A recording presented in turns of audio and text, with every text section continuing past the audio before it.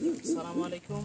এই মুহূর্তে দাঁড়িয়ে আছি রোমানিয়ার রাজধানী বুখারেস্টের পশ্চিমে অবস্থিত এক পরিত্যক্ত ভবন, দ্য রুইন্স অফ সিয়াজনা মনাস্ট্রি।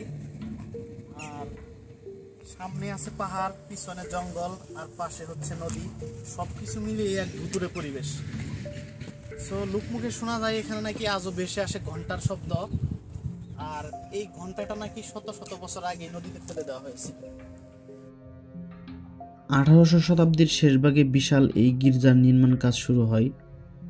এটি মূলত বাইজেন্টাইন ও ক্লাসিক স্থাপত্যের মিশ্রণে গড়া হয়েছিল। তবে এই গির্জা সম্পূর্ণ হওয়ার আগেই অটোমান সাম্রাজ্যের আক্রমণে ধ্বংস হয়ে যায় এর অর্ধেক অংশ।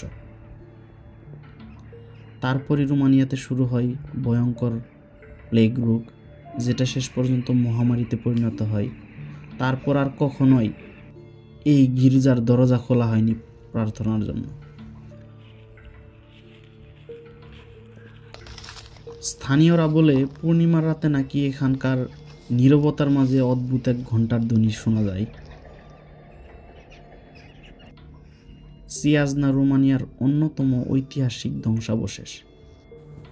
এটি শুধু অতীতের সাক্ষী নয়, বরং এটি এক অমীমাংসিত রহস্যের প্রতীকও বটে, যেখানে ইতিহাস, ধর্ম আর লোককথা সব একসাথে মিশে গেছে এক ভুতুড়ে নীরবতায়।